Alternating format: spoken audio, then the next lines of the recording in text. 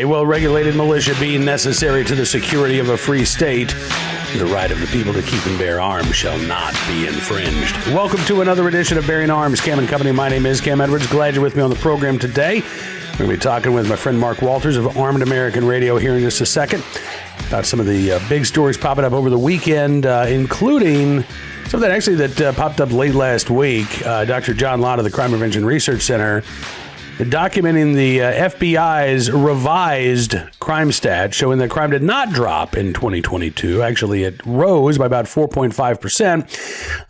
The FBI's revised numbers very quietly released, and most of the media failing to report this significant change. I mean, again, it'd be one thing if the FBI crime stats showed, okay, well, crime dropped by 2% instead of by 4%. Instead, the FBI crime stats showed that instead of crime dropping, violent crime dropping by about 2.5% in 2022, it actually increased by about 4.5%. That's a significant change, right? When the revised statistics show a rise in crime, not a decline in crime, at the same time that, well, the Harris Walz campaign is out there touting their success in bringing down the crime rate, you'd think that would be a bigger news story. But outside of conservative media, this has largely been unreported. So let's start there in our conversation with Mark Walters from Armed American Radio, a wide-ranging discussion. Take a look and a listen. Mark, how you doing, sir? Thanks very much for coming on the program. Sorry, I didn't mean to catch you in mid-sip there. Oh, no, that's quite all right. It just dawned on me when I was taking a sip. This is a Daniel Defense coffee mug. And they need to put the Daniel Defense on the outside for us right-handed people because I'm the only one. That's right. Just on an early, an early observation today. How are you? I am good. I appreciate that you coming on the program. You know, Mitch Albom had Tuesdays with Maury. I'm starting to think we need to do Mondays with Mark here on Cam and Company. Just have you as our regular Monday morning guest. I'm at your disposal, brother. There's a lot to talk about, particularly on Mondays following my Sunday show leading into Cam and Company. Yep. Wow. Absolutely. So you had Alan Gottlieb on the show last night, right? Yeah, I had him on last night. I had him and Dr. John Lott on, and it kind of messed with my constitution a little because I had to flip their schedules. Alan usually joins me as the first guest. John had a previous engagement, so at the last minute we flipped guests. But a very compelling conversation with both those men last night. Yeah, let's talk about, and I do want to talk about both those conversations. Let's start with Dr. John Lott. This is interesting. For months now, Dr. Lott has been saying, hey, listen, there's something screwy going on with the crime stats, particularly the FBI crime stats, showing that crime is falling. The National Crime Victimization Survey shows that crime is up. I've had him on my program talking about this before. And, listen, crime stats are... it's sad, but it's almost an art more than a science, right? When you're looking at these statistics, they continually go back, they get revised. You've got issues with not every agency reporting these figures to the FBI. But the FBI very quietly revised the crime stats for 2023 just a couple of weeks ago. And instead of violent crime going down, these revisions, Mark, show that violent crime, according to the FBI, actually increased last year, right? By about, 4.5%? 4.5%. And there's a lot going on with that. I kind of want to get into the weeds a little bit about that. Because had John's work not gone viral on this, you and I would be talking about it, but no one else would be. You'd be talking about Cam and Company. I'd be talking about it on Armed American Radio. A couple other Progon outlets might be talking about it. It would be written about within the echo chamber. But I was at the Daniel Defense banquet this past Thursday. I've emceed that event for the last 4 years, and I was helping out with the auction. I got back to the hotel room at right about close to 11 o'clock. Flipped on the tube, tried to get some sleep, and somebody in there must have had Fox News on before I turned on the television because it went right to Fox. And Gutfeld was just beginning. And the top story on Gutfeld was John's report on the FBI. So I immediately called John. I said, hey, I don't know if you're aware of this, but you just made Gutfeld. And he said, again, that's 2 nights in a row. And then if you were paying attention to this the next day, which was Friday, John's report showed up on the 5. It showed up, I believe, on Jesse Waters. It showed up on 3 or 4 Fox outlets. Trace Gallagher was talking about it. So it went out there. It got viral. It got picked up on media outlets around the country. And as John was telling me last night on air, no fewer than 6 outlets ran his piece about this. Now let's kind of get into this. You have two presidential campaigns, and by two campaigns, I'm talking about Biden and Harris, who have been running their campaign on crime dropping at 2.5 to 2.6%. That's what they've been running on. David Muir attacked Donald Trump during an ABC debate. Prior to that, Donald Trump was attacked on the CBS debate for those same numbers. You can't tell us crimes. He winds up getting into an argument with the debate moderators about this. And he told David Muir in no uncertain terms, those numbers are false, they're fraudulent, they're not being reported properly. David Muir, of course, fact-checked him. David Muir was wrong. John's numbers prove this. Now, why 2 weeks? Well, I guess when the report came out, Cam, it was about 3 weeks before. Here we are, just less than 2 weeks out from the general election. Why did the FBI release this prior to the election? First of all, it was not coincidence. They knew they had these numbers. They didn't put them out. Why did they put them out 2.5 weeks before the election? My theory on that is to give themselves plausible deniability. Hey, when we found out there was a mistake, we put it out. It's not election interference. Well, yeah, it is. And here's why. Because ABC News has been called on it. John has spoken to them or contacts within some of these news networks. He was telling my listeners last night. They're doing nothing about it. No major media outlet is reporting what John is reporting on this. So ABC and NBC, so we can all CBS, is continuing to keep these numbers depressed away from the general population before the election. The FBI is aware of that. This stinks of election interference. I'm actually using some of my show notes from last night as I was talking with John about this. But it begs a lot of questions. Why is the media, who doesn't have plausible deniability here, they have actual real deniability? David Muir could say, look, we were simply reporting what the FBI gave us. And we were. The FBI has changed their tune. Why aren't they doing that? These are very serious questions when we've got the most consequential election coming up. And when you go even farther down this rabbit hole, Cam, when you're talking about crime numbers, when you look at 4 individual breakdowns, what Americans think are the most important parts about this election, and Donald Trump is winning in each individual question on the polls. Who do you trust more on immigration? Donald Trump up 15, 20%. Who do you trust more on inflation and economy? Donald Trump up 20%, 17, 18%. Who do you trust more to control crime? Donald Trump up in double digits. Yeah. So if you go down all of these polls, there's a lot. This begs a lot of questions here. And I, for one, am asking the questions. Absolutely. Because listen, as Dr. Lott noted, the FBI did not publicize these changes. And I said, by the way, this was the 2023 crime rates. It was actually the 2022 crime rates that were revised from a decrease to an increase. But, Mark, you're absolutely right about this. I mean, as you're talking, I'm going through some of the headlines. I just did a quick search for FBI crime statistics revised. And here are the outlets that are reporting this, right? National Review, Fox News, New York Post, Kansas City Star, but that was in an opinion piece, by the way, not an actual news story, right? Washington Times, Real Clear Investigations. The BBC had a report just 3 days ago what the FBI's latest crime stat shows about violent crime. And they're talking about the latest stat showing that there was a decrease in crime last year. Buried about halfway down that story, they know that the FBI revised its 2022 crime stats to show an increase of 4.5% in 2022. But as you say, where's the Washington Post? Where's the New York Times? Where's NBC, ABC, CBS, CNN, MSNBC? All of those outlets have essentially ignored this story because I'm going to go ahead and give I think the reason for this, as you say, because it would hurt Kamala Harris's chances of winning the election, right? So let's not inform the American people. And that's a pretty big deal, right? When the FBI says, yeah, crime dropped. Oh, actually it rose. That I think is newsworthy. So why are all of these journalists not talking about it? I think the answer is pretty obvious, because they don't want to do anything to hurt Kamala's chances, right? Yeah. Now, one of the other things that's going to be critically important this election year, of course, is voter turnout. I mean, you've got Real Clear Politics average shows Donald Trump leading in every one of the swing states right now. But I think his biggest lead in the Real Clear Politics average in these swing states is a single percentage point. So all of these states break for Donald Trump, Trump wins election. If it's a mixed bag, Trump still has a path to victory.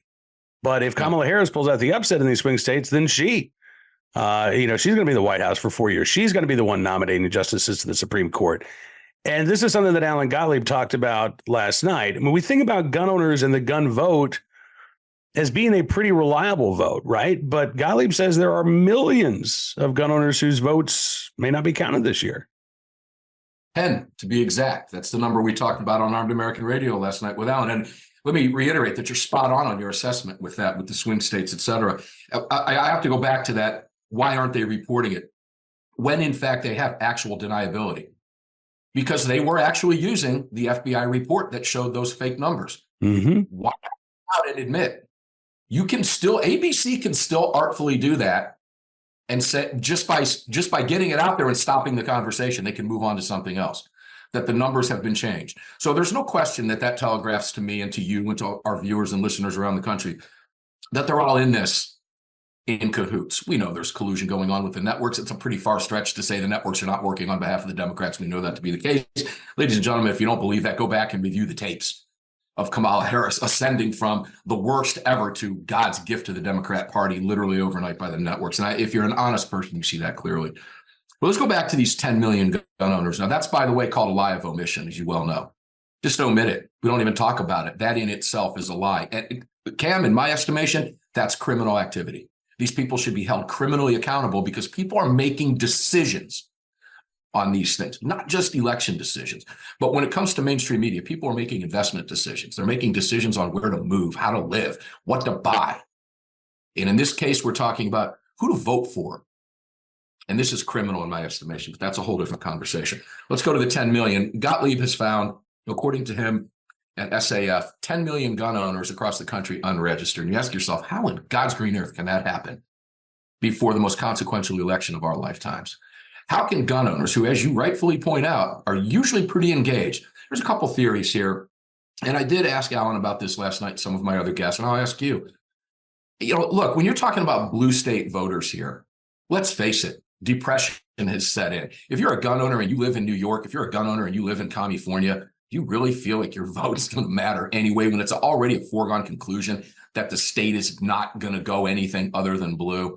So I have a feeling that some of these 10 million may very well be behind these blue walls that are just simply, maybe, Jersey might be in play. We don't know. Of Jersey, California, New York, Jersey's probably the closest in play. But even still, 6-7 points. If you're a blue state gun owner, you're not, why bother if you're voting your guns? Not going to make a difference to me. So I have a feeling that those numbers might be skewed to some of those blue states. So why is it important that they get out and vote? Because that's how you facilitate change in future elections. You've got to get your voice out there. Make yourself heard. Imagine if 2 million additional gun owners voted in the state of California and did that election cycle after election cycle. There literally might be some hope to eventually turn that battleship around. Maybe even in our generation, which is a stretch, but it could happen. It's not ever if they don't vote, Cam. I'll give you another example of this. Massachusetts, what we're seeing right now, right? Massachusetts passes, Chapter 135. Gun Owners actually, Jim Wallace calls it the Devil's Snare, the Lawful Citizens Imprisonment Act. And gun owners not only file a court challenge, but they say, all right, we're going to put this on the ballot in 2026. We're going to have a referendum. We're going to try to repeal this, right? They needed to collect 37,000 signatures of registered voters to put this on the ballot. They need, I think, something like 47,000 to block the law from being enforced. Governor Maura Healey signs this emergency preamble saying, no, well, you can't block the law. But I think the Civil Rights Coalition, I think Toby Leary said they're on pace for almost 100,000 signatures. So they will have doubled what was necessary to, put this law or put this law before the voters to, if Maura Healey had not signed that emergency preamble, to suspend the law. And again, where are those signatures coming from? Probably not every one of them a gun owner, but you have to be a registered voter in order for your signature to count. And, those gun owners in Massachusetts have done an incredible job of putting this on the ballot. Now, if those gun owners had said, hey, you know what? I live in Massachusetts. I'm hosed no matter what. I'm not even going to bother. I'm opting out, right? Then they wouldn't be able to get this on the ballot in 2026. They would have been stymied. So there's an example, I think, right now of what happens when you stay engaged. Now, listen, those Massachusetts gun owners, I think, still very much face an uphill fight in an anti-gun state when it comes to, overturning this via vote of the people. But they've taken that crucial first step. right? And that wouldn't have been possible if those gun owners had just decided, hey, you know what, the system is stacked against us, so why bother even getting involved? Well, let's go a step further. Let's look at the courts now. Let's take a look. Massachusetts is a great example. I'm glad you brought it up. There's a court battle going on right now. New Hampshire residents that might live in New Hampshire across the border north of Massachusetts come into Boston to work, can't carry their guns in Massachusetts. That's being fought in courts right now because of those gun owners that you just mentioned. So we're closer. We're one step closer. We get closer through the courts. Imagine another Donald Trump presidency, how that's going to reshape the courts at the federal level across all 50 states in every circuit court in this country. The change here is immense. There is a likely possibility that over time we can fix these problems in states like Massachusetts in the courts. Now you got Healey's going to rush it through and racetrack it through. Because why? Because she sees what's coming. She smells it. Oh no, hey, I don't want to wait around for this. Let's go ahead and put this effective today. I'm going to sign it right now, make it effective right now today. These people they're intellectual thieves is what they are. But there's a reason for that. It's kind of looking at the Harris campaign. Why is the Harris campaign doing what it's doing right now in certain states? Because their internal polling sucks. That's why. And they know it because of the numbers that you just read in the swing states across this country. That's why they're doing what they're doing. So it matters. It matters if you're a gun owner watching us in California. You have got to vote. If you're in New York, you have got to make your voice heard. It's how we eventually put down people like Hochul and people like Newsom. And it's how you regain a footing and get your gun rights back. But I can promise you this, it's kind of like buying a lottery ticket. It's a 1 in 396 million chance. Yeah, it is. It's true. You're probably not going to win it. But I can guarantee you this. If you don't play, you're definitely not going to win it. So absolutely. Got to get in there and keep your fight. You've got to keep in this fight.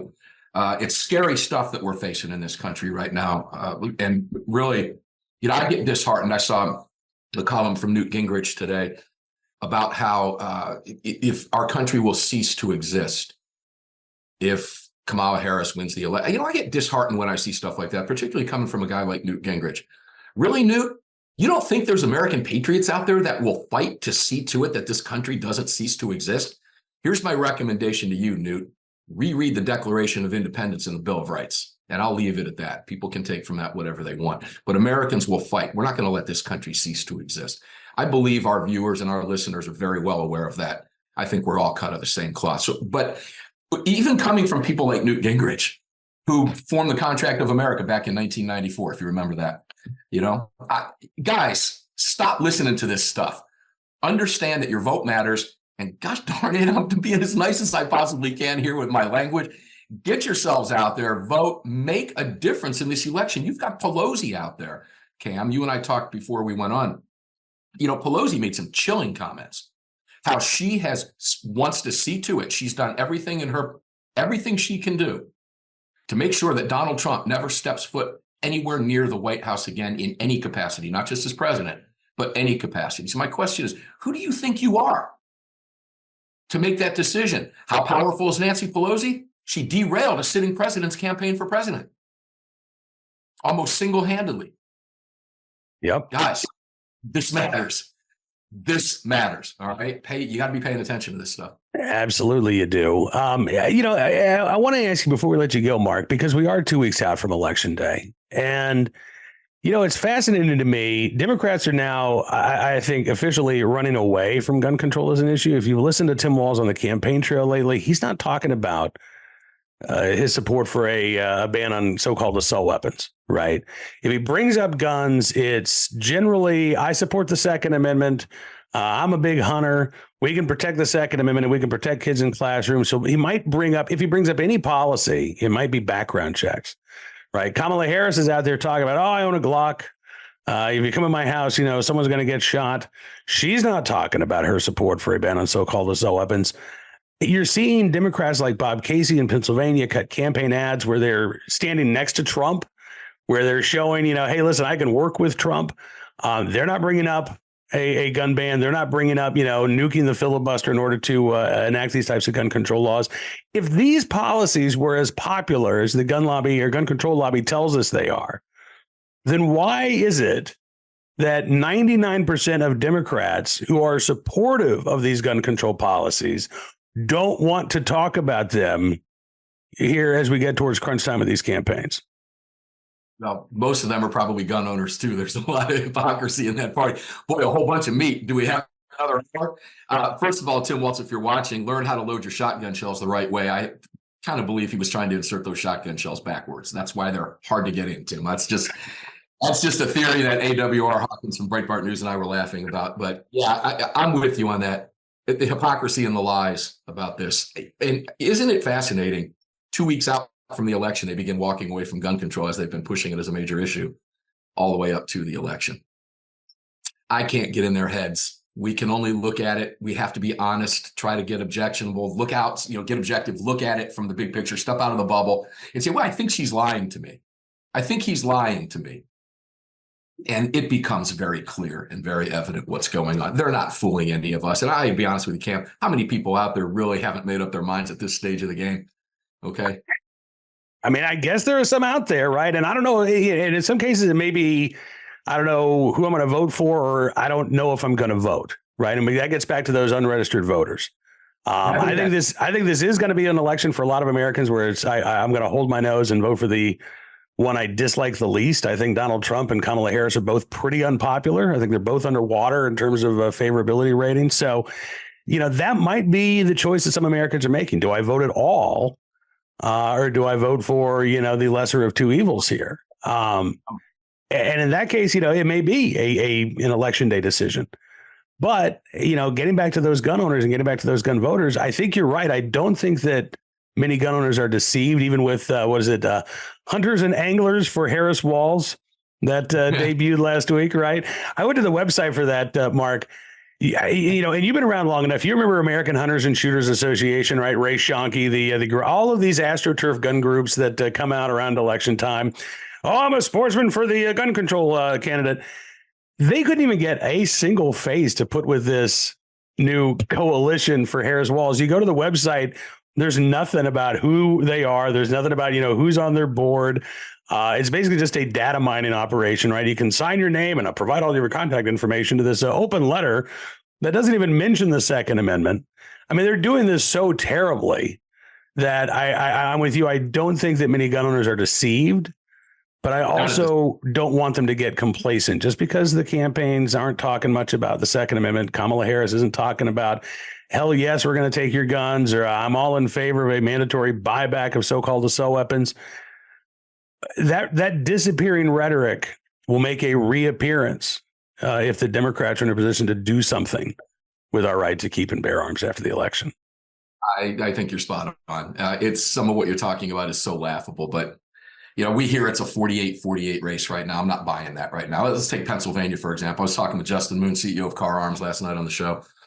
I was just up in PA and was talking to people all over the place, even in North Jersey, as I was driving from Newark International Airport up into the Poconos to get into Pennsylvania. Trump is everywhere. Now that's Northern Jersey. You see a lot of that up there in those areas. I've noticed that as I've been going up there over the years during election cycles. You see a lot of Republican support, but still it's heartwarming to see that in a place like New Jersey, of all places. Trump flags, banners in front of businesses and lawns all across the place as you get across the fruited plain there, as Rush Limbaugh would say. You get up into Pennsylvania and you talk to these folks. You don't see a Harris Waltz sign. I didn't see any Biden signs where I live either, because I live in a deeply red area. And I don't want to base the election on how many signs I don't see of the opposing candidate, because Donald Trump is not in the White House right now. And I got to kind of look at this optimistic. I'm an eternal optimist here. Maybe that's a good thing. Maybe we had to have this 4 years of heck, let me put it nicely, in order to realize what we need to do to fix this problem. And we need some divine intervention here. Hate to make predictions. I'll give you an opinion. I think I made a prediction when we were on together last week, but I believe Trump is going to landslide this. I believe that in my heart and soul when you look at individual polls across the board, in every single major issue that Americans are concerned about. And then you want to throw one in there that really matters. About 74% of Americans believe the country's on the wrong track. So we trust Trump on immigration. We trust Trump on crime. We trust Trump on inflation.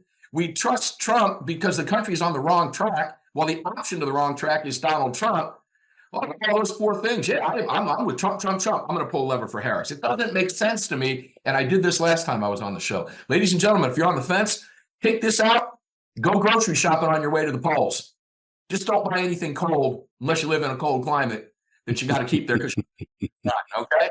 Don't buy anything perishable, but go grocery shopping. And I believe Americans are going to vote this. I have faith in America that we don't want 4 more years of this. And God help us, the consequences of what could happen.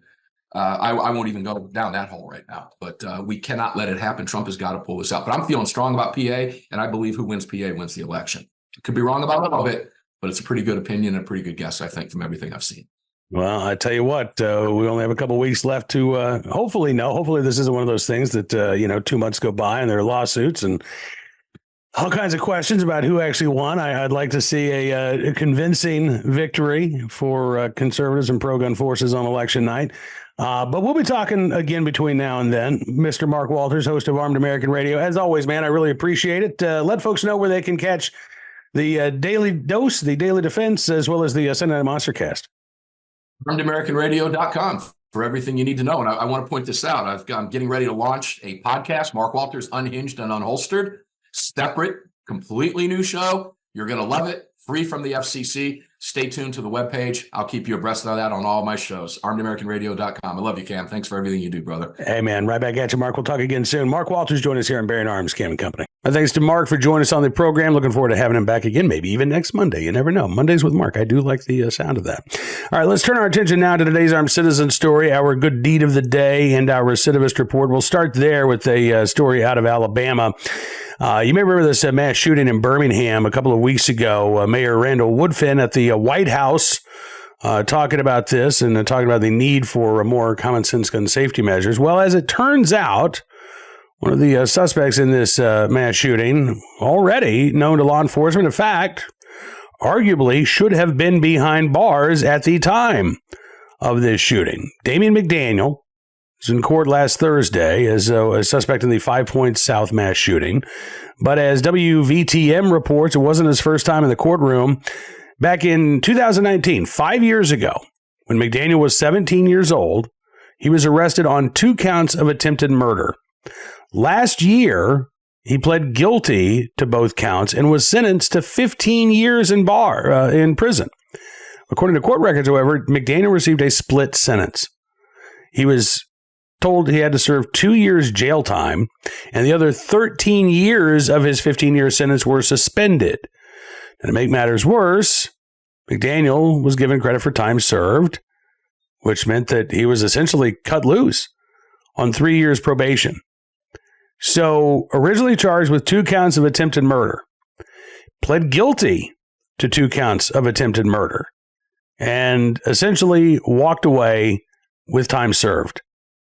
Now, if that 15-year sentence had been imposed, McDaniel would have been incarcerated. He would not have been on the streets of Birmingham, where he allegedly not only took part in that mass shooting, but according to police, took part in 2 additional homicides. So the Thursday, September 19th was the time when that mass shooting took place. But they also believe that McDaniel was responsible for a shooting on September 21st and then on September 22nd as well. Now McDaniel charged with capital murder, 3 counts of attempted murder. He also faces charges of unlawful possession of a firearm and unlawful possession of marijuana, both of which were found in McDaniel's possession when he was arrested. So, well, again, the Birmingham mayor says, we got to do something about constitutional carry. We got to do something to, tighten up Alabama's gun laws. In truth, what you need to do is ensure that a 15-year sentence means that the suspect actually does 15 years behind bars, or at the very least, doesn't walk away with the time served after the fact.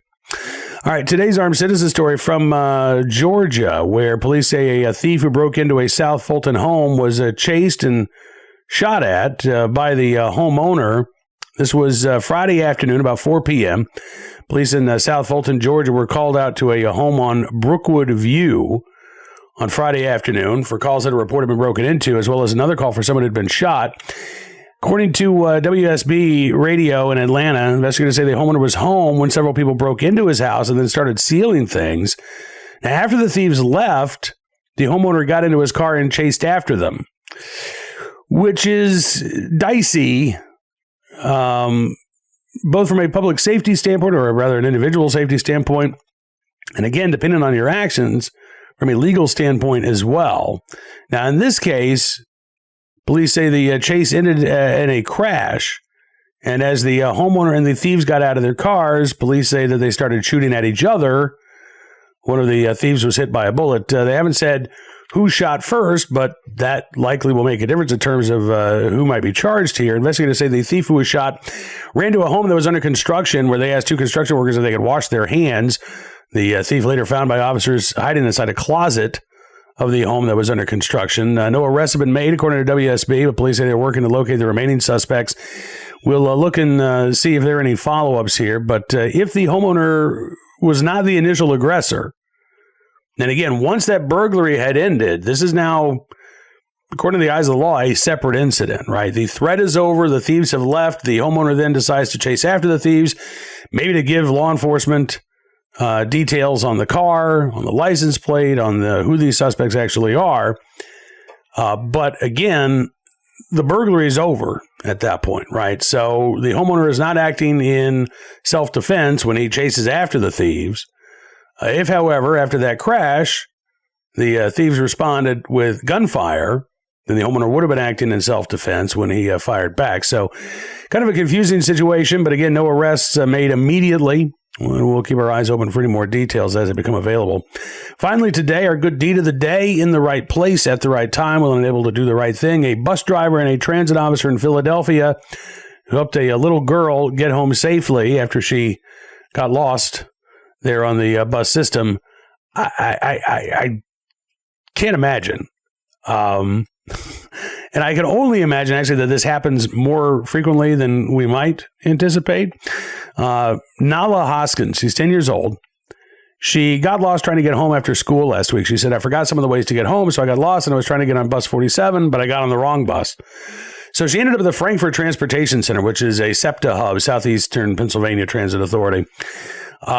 She was all by herself. She said, I was asking people, do you know any buses I can get on to take to 8th and Diamond? It's about 8 miles from her home at that point. Parents, meanwhile, are waiting for her to get off the bus. They didn't see her get off the bus, and so they kind of panicked. Maurice Hoskins, Nala's dad, said it was like the scariest situation I've ever been through. As a father, it's like, I'm helpless. So they called police, said that their daughter never made it home. Maurice said, I don't know where my daughter is. You know, she's in Philadelphia. So I'm like, anything could have happened. Now it's starting to get dark. She said she was a bit scared, but a SEPTA bus driver saw Nala on the bus. William Giuliano with SEPTA Transit Police said that driver then contacted a transit police officer, Officer Giuliana, who said, made contact with her. She was extremely brave and confident. And Nala did not know her parents' phone number, which is probably not uncommon in this day and age of smartphones, but she did know her address.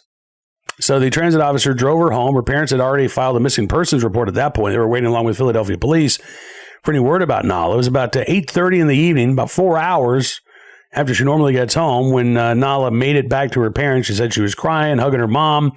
Her dad said, I'm not an emotional guy, but the first thing I did was grab my daughter, make sure she was cool. Officer Giuliana told 6 Action News in Philadelphia that watching the family hold each other made him smile. Seeing everyone work together made his day. He said the police are always here to help and make you feel safe, so don't ever hesitate to approach. Well, again, what I'm sure was a incredibly scary situation for a 10-year-old girl ended up with smiles all around. Thanks in large part, again, to the thoughtful actions of the bus driver and the transit officer who didn't let the little girl's cries go unheeded. So there you go. All right, that is going to do it for this edition of Bearing Arms Cam & Company. I want to thank you, as always, for being a part of the program today. I want to wish my lovely bride, Miss E, a happy birthday as well. Not that she watches the show. She's actually, I think she's not allowed, thanks to her work website, but whatever. I'm going to tell her in person too. We'll be back tomorrow with another edition of Bearing Arms Cam & Company. In the meantime, don't forget to check out bearingarms.com throughout the day. We're keeping you up to date on all of the latest Second Amendment news and information from all across the nation as we head into the closing weeks of the election campaign. It is getting dicey out there, neck and neck, close races all around, from the top of the ticket to some of these key battleground Senate races that could determine whether or not Democrats have the numbers necessary to nuke the filibuster and pass a gun ban with 51 votes, or whether or not Republicans will have an opportunity to defend the Second Amendment and even shore up support for the Second Amendment on the Supreme Court maybe over the next 4 years by confirming solid judicial picks. We'll be talking more about that as the week goes on as well. We'll see you back here tomorrow, but until then, be well, be safe, and be free.